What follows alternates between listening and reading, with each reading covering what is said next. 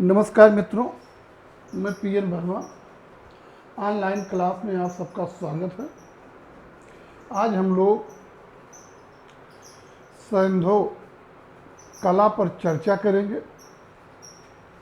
ये टॉपिक बहुत महत्वपूर्ण है और सैंधव संबंधित क्वेश्चन जनरली इसी टॉपिक से पूछे जाते हैं। तो आइए हम लोग देखते हैं सैंधव कला।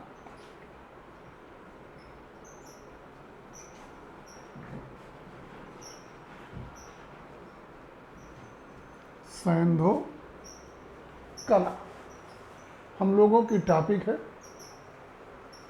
और देखेंगे कि जो सैंधववासी थे, इन लोगों का दृष्टिकोण उपयोगितावादी था। इसीलिए उनके बड़े निर्माण कार्यों में कलात्मकता के दर्शन नहीं होते। उनके भवन आदि बिल्कुल सादे बने हैं। इसका एकमात्र अपवाद है काली बंगा, जहाँ पर एक भवन की फर्श को अलंकृत करने का प्रयास किया गया है। महत्वपूर्ण पॉइंट है कि सैंधव सभ्यता में भवनों को अलंकृत करने का साक्ष्य किस सैंधव स्थल पर प्राप्त होता है? तो आंसर है काली बंगा। सैंधव कला के दर्शन वास्तव में छोटे निर्माण कार्यों जैसे मुहरों, मनकों, मूर्तियों, आभूषणों, मृद भांडों, इन सब में देखने को मिलते हैं। तो अब हम लोग चर्चा करेंगे मुहर निर्माण कला। मुहर निर्माण कला। मुहर निर्माण कला देखेंगे इस सभ्यता में खूब विकसित थी और मुहरों पर उच्च कला के दर्शन होते हैं। ये मुहरें जो हैं मिट्टी की, धातु की, पाषाण की, पोटीन की, आज सभी की बनी पाई गई हैं। मिट्टी, पाषाण, धातु, पोटीन, इन सब की पाई गई है। लेकिन सबसे अधिक सैंधव मुहरें सेल खड़ी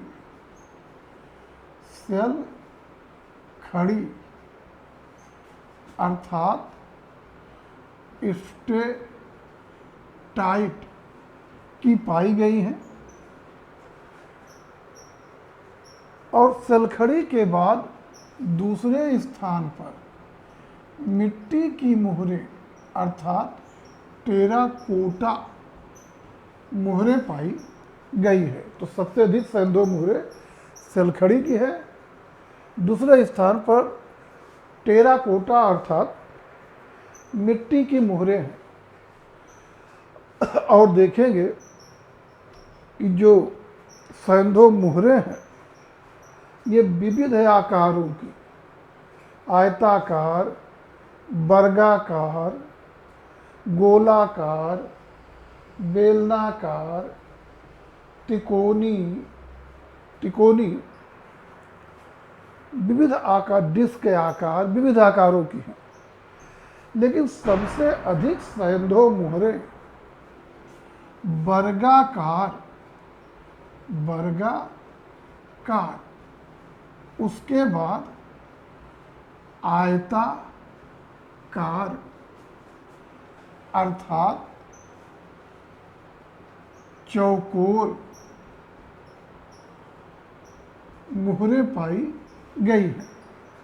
तो सैंधव सभ्यता में मुहरों का सबसे प्रचलित प्रकार क्या था? अगर विकल्प हो आयताकार, वर्गाकार, गोल, त्रिकोणी, तो सही होगा वर्गाकार।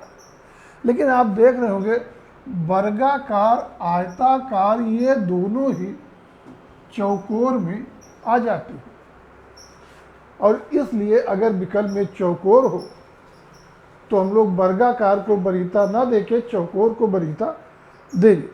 तो सबसे अधिक मोहरे वर्गाकार, दूसरे स्थान पर आयताकार हैं, अर्थात सबसे अधिक मोहरे चौकोर मोहरे पाई गई हैं। और जो वर्गाकार मोहरे हैं ये जनरली ज़्यादातर 2.8 सेंटीमीटर गुणे 2.8 सेंटीमीटर आकार की हैं। सिंधु सभ्यता में कुछ बेलनाकार मोहरे मिली हैं, और बेलनाकार मोहरे जो हैं, बेलनाकार मोहरे ये 5 मोहन जोदड़ों से और 1 काली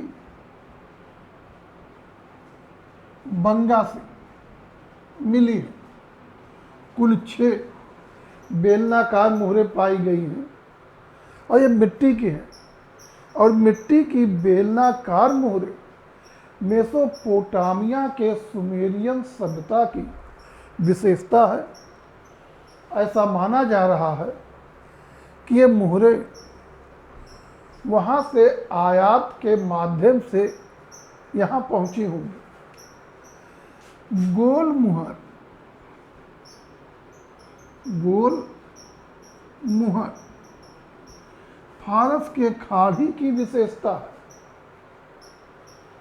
और देखेंगे लोथल में सलखड़ी की बनी एक गोल मुहर मिली है, वही मुहर जिस पर 2 मुँह वाला राक्षस बना है और जिसके आगे 2 हिरणों को उछलते हुए दर्शाया गया है। और लोथल से जो ये मुहर मिली है गोल आकार की, उसे माना जा रहा है वो फारस की खाड़ी से आयातित मुहर है। धातु की केवल 2 ही मुहरें सिंधु सभ्यता में मिली है, वो हम पहले ही बता चुके हैं। दोनों गुजरात से मिली हैं, दोनों तांबे की हैं, एक देसलपुर से और दूसरी लोथल से। आगे देखेंगे, हमने बताया कि इन मुहरों पे उच्च कला के दर्शन होते हैं, और सिंधु सभ्यता में बहुत सी कलात्मक मोहरें मिली हैं, और उस पर हम लोग स्थल परिचय में चर्चा भी कर चुके हैं। यहाँ केवल इतना ही जानेंगे कि सबसे कलात्मक सिंधु मुहर मोहन जोदड़ो से प्राप्त पाशुपत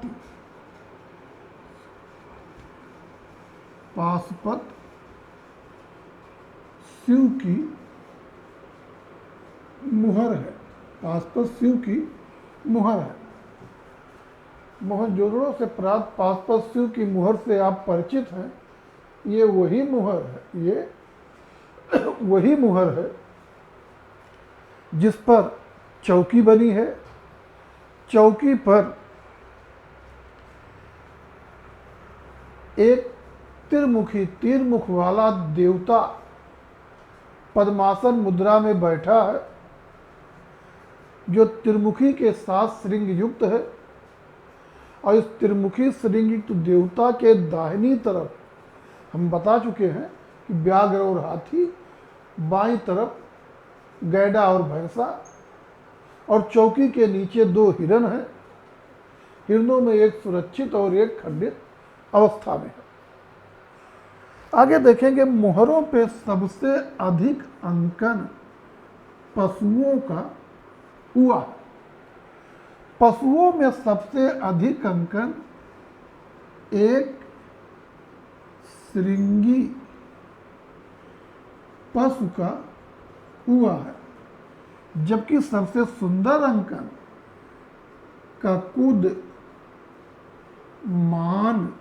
ककुद मान वृषभ का हुआ है। तो ध्यान देंगे कि सैंधव मुहूर्त सबसे अधिक अंकन किसका है? पशुओं का।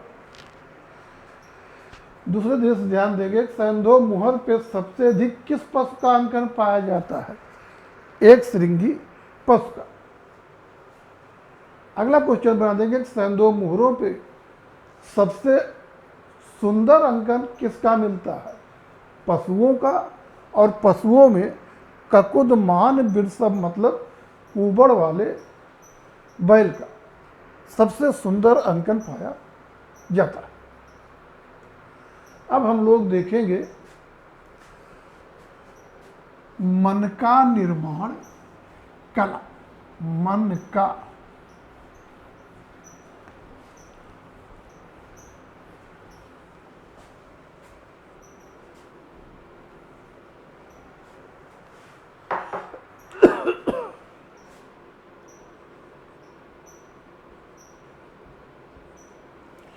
का निर्माण कला।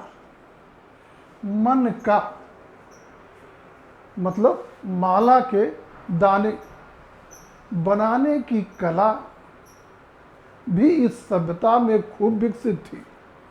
और आप देखेंगे सैंधव सभ्यता के चान्हु, दड़ो और लोथल से मन का निर्माण कार्यशाला, चानुदड़ो और लोथल से मन का निर्माण कार्यशाला प्राप्त हुई है। ये मन के, मिट्टी के, धातु के, पत्थर के, और पत्थर में बहुत सारे कीमती अर्धकीमती पत्थरों के बने भारी मात्रा में मिले हैं, जिनमें सबसे अधिक मन के गोमेद इंग्लिश होगी आगेट, गोमेद अर्थात आगेट पत्थर के बने पाए गए हैं। तो सबसे अधिक मन के किसके बने हैं? गोमेद पत्थर के। आगे देखेंगे जो मनके हैं ये भी विविध आकारों के, गोल हैं, बेलनाकार हैं, ढोलाकार हैं, तिकोने भी, माने विविध आकार के मनके इस सभ्यता में चलन में थे, जिनमें से मनकों का सबसे प्रचलित आकार ढोलाकार अर्थात ढोल के आकार का था। मनकों पर भी उच्च कला के दर्शन होते हैं। ये कला भी इस सभ्यता में खूब विकसित थी और सैंधव सभ्यता में बहुत से मनके मिले हैं।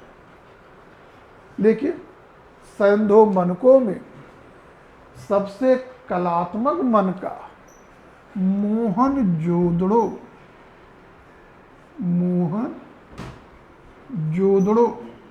से प्राप्त वह मनका है जिस पर 3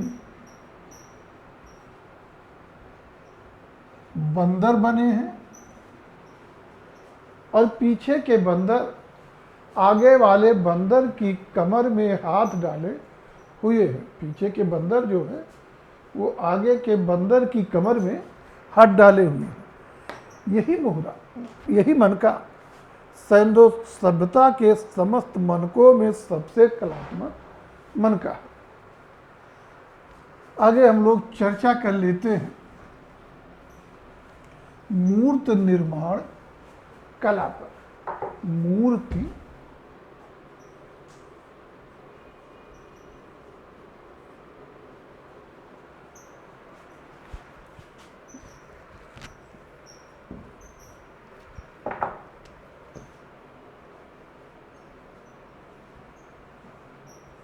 मूर्त निर्माण कला। आप देखेंगे सैंधव सभ्यता में मूर्त निर्माण कला का विकास ऊर्ध्व रेखीय ढंग से हुआ। मूर्त निर्माण कला का विकास ऊर्ध्व रेखीय ढंग से हुआ। इस आधार पर कहा जाता है कि आप देखेंगे कि इस सभ्यता में निचले स्तरों पर कलात्मक मूर्तियों का पूरी तरह से अभाव देखा गया है।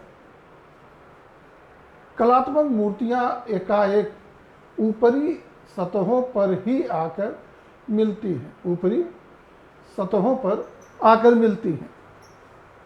इसका मतलब है कि पहले इस सभ्यता में मूर्त निर्माण कला विकसित नहीं थी, लेकिन बाद के समय में आकर एकाएक विकसित हो गई।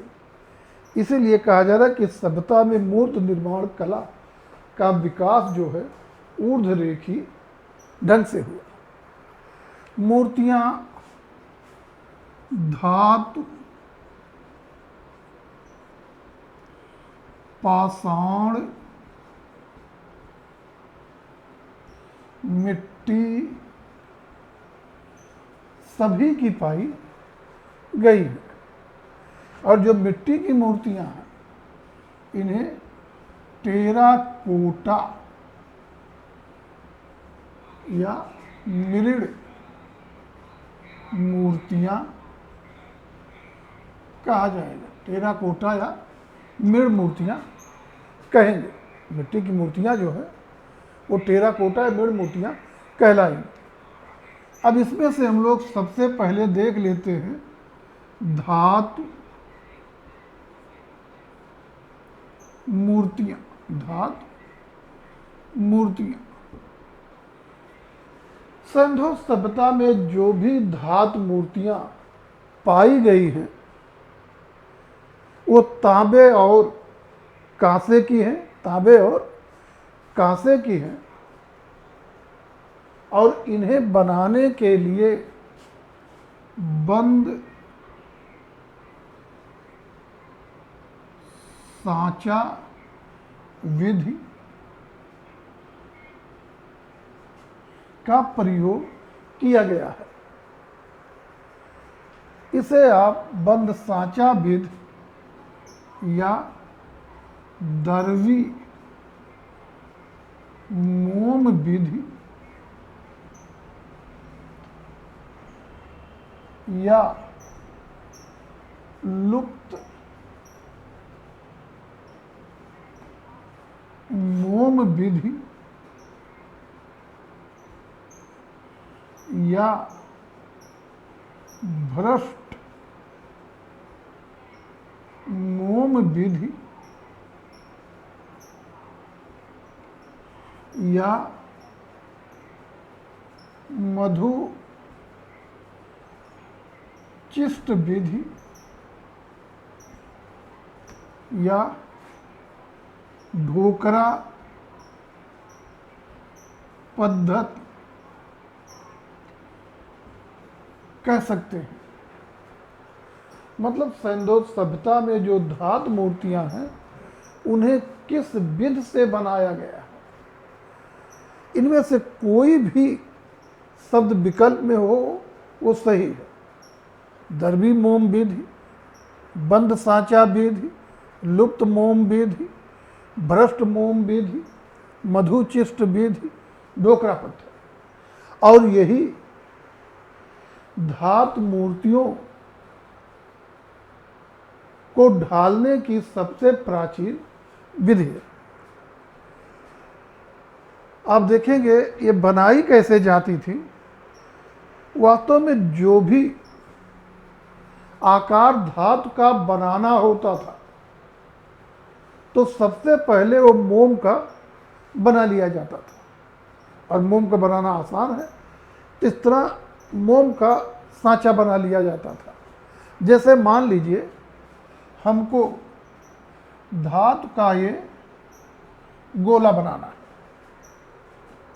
तो पहले मोम का गोला बना लीजिए और फिर इसे हल्की बारीक रवेदार नमी लिए मिट्टी में दाब दिया जाता था। हल्की बारीक रवेदार नमी लिए मिट्टी में दाब दिया जाता था।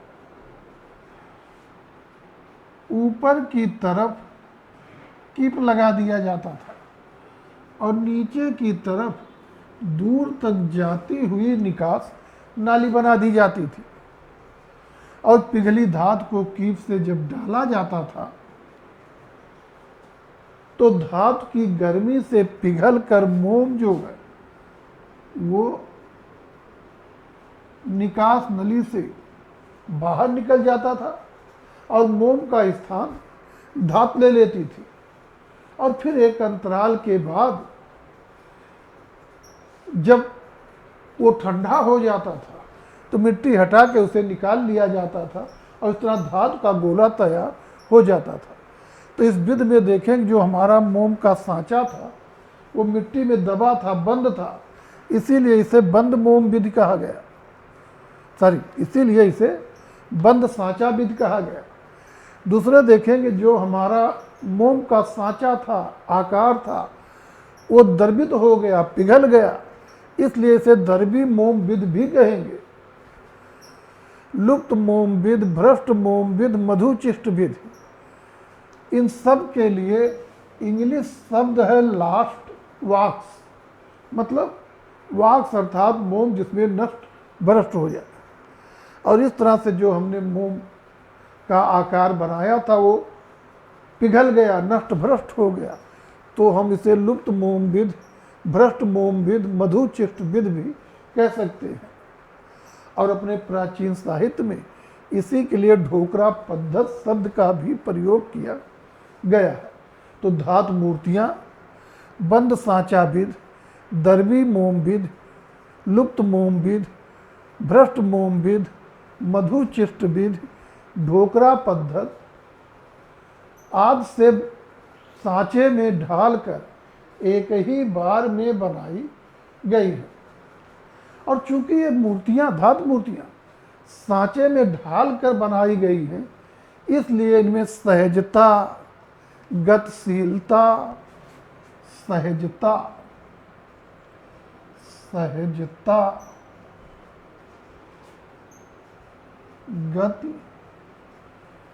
गतिशीलता, स्वाभाविकता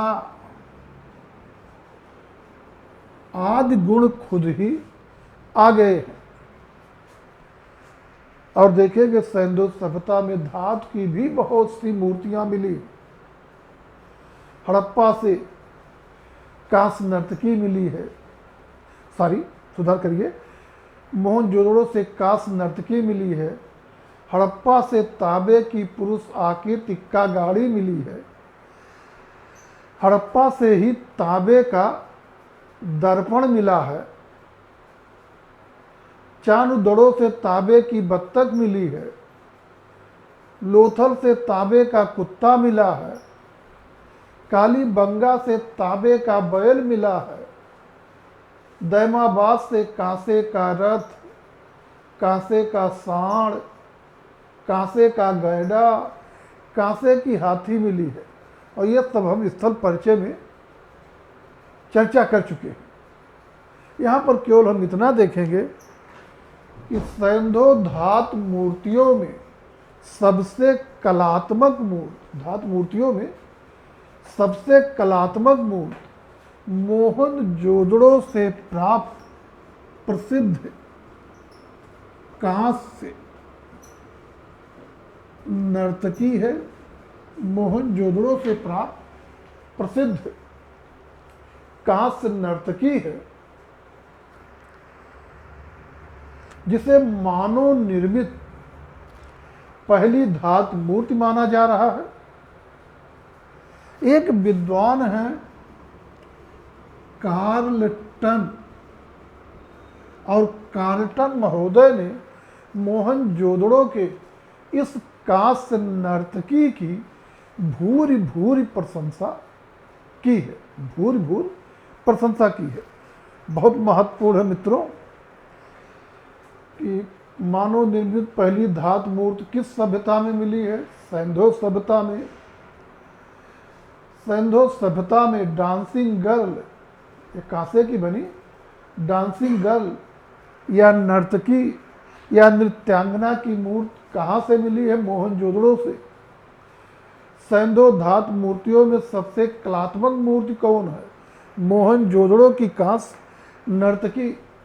किस विद्वान ने मोहनजोदड़ो के कांस्य नर्तकी की खूब प्रशंसा की है? Mister Carlton. अब हम लोग पाषाण मूर्ति निर्माण कला पर चर्चा करेंगे। पाषाण मूर्तियों पर चर्चा करेंगे और पाषाण मूर्तियों पर हम लोग मित्र अगले पीरियड में चर्चा करेंगे। धन्यवाद।